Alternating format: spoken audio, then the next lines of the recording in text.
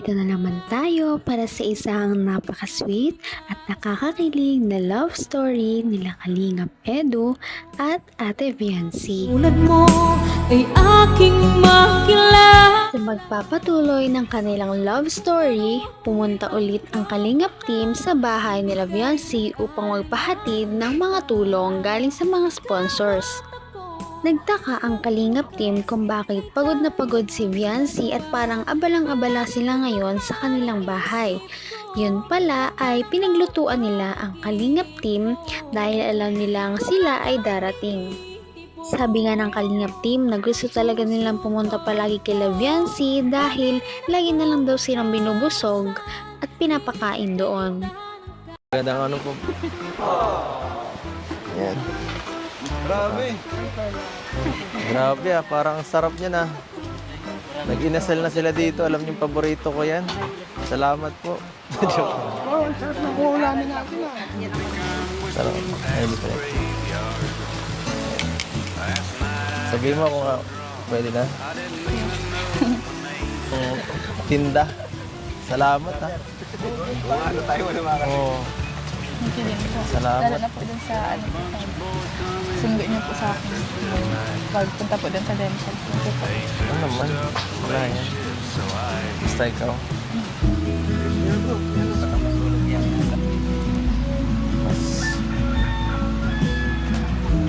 Mas mahilig ako sa luto. Lalo na't luto mo.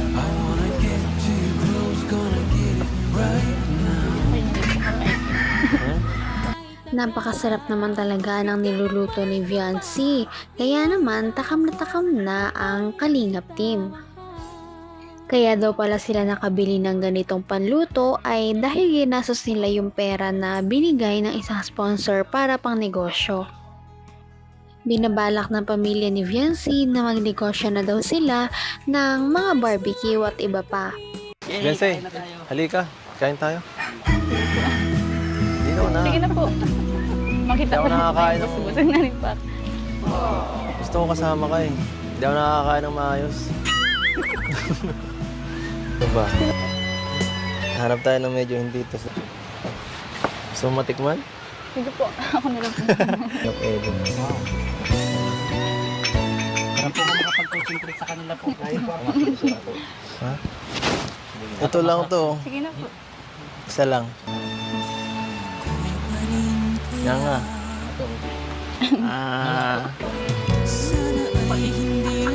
Tayo ka ba? So, kumusta ang luto mo? Pagkatapos ng kanilang sweet moments ay nilantaka na talaga nila ang mga pagkain na masasarap. Ang daming ang kinain ng Kalingap team, tanda na sobrang sarap talaga ng niluto ni Viancy at ng kanyang pamilya. Ang kaninang mesa na punong-puno ng pagkain sa isang iglap ay ubos na talaga ang pagkain.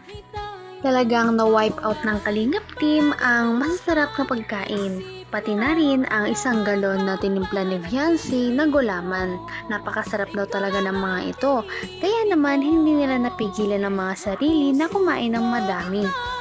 Pagkatapos naman nila magpakabusog ay pumasok na sila sa bahay ni Viancy upang buksan ang mga binigay ng sponsor sa kanya.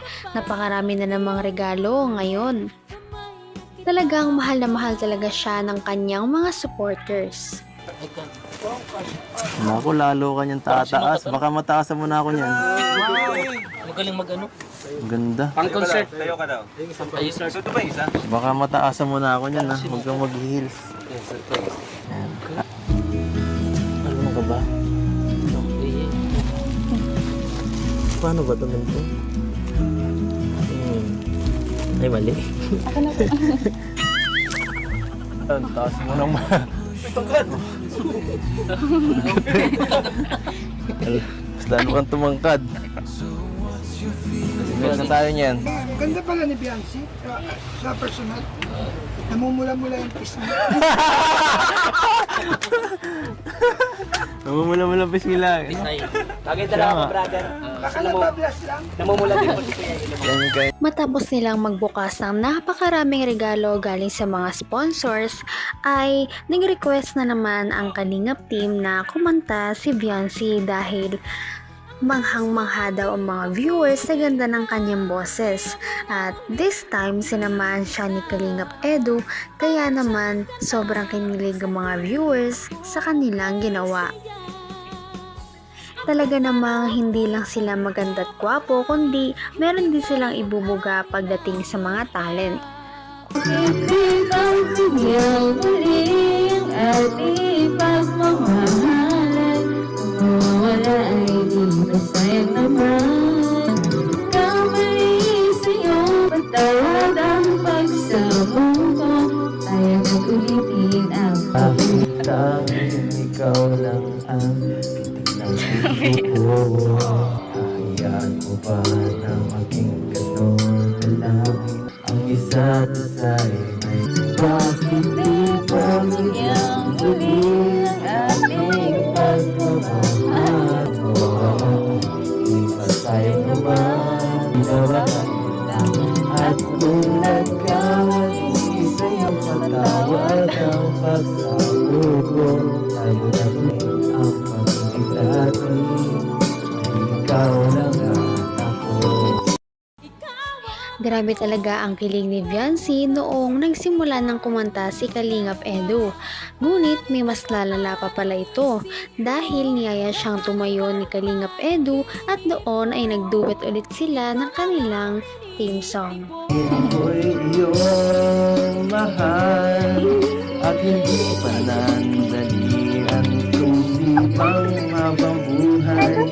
Hindi magtataksil kahit na kailanman dahil ang tibok ng puso natin isa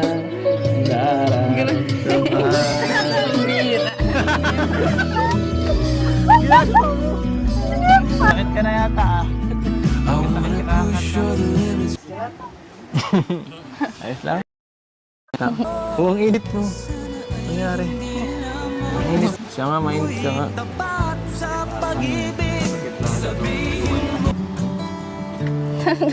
Huwag na po kayo mag-ping. May privacy pag mainom.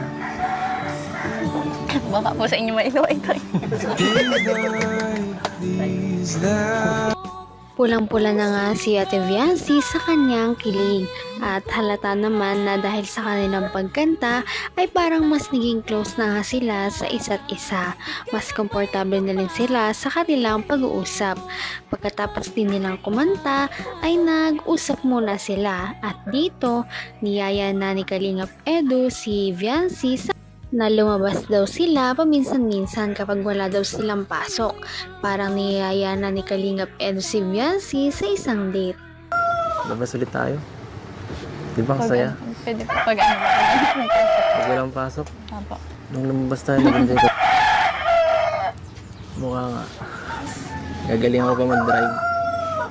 Hindi man po ako nakaabala po sa inyo. Bakit naman makakaabala? Gusto ko kasama ka eh. Kahit araw-araw pa. Kahit saan.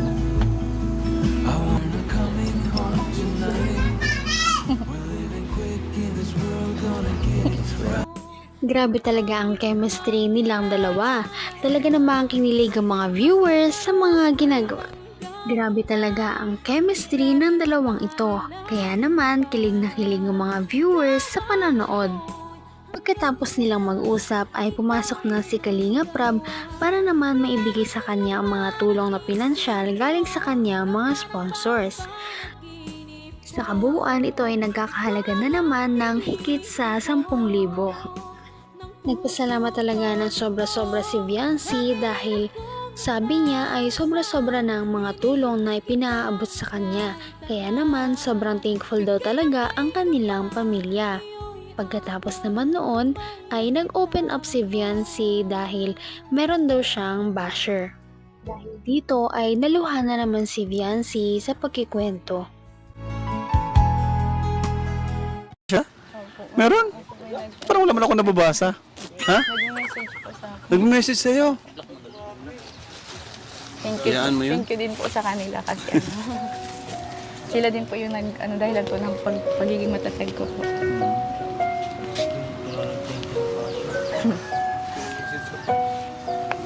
Hindi naman po ako nagagalit kasi alam ko po na manahal po kasi nila yung mga yung dati niya pong tinutulungan naman.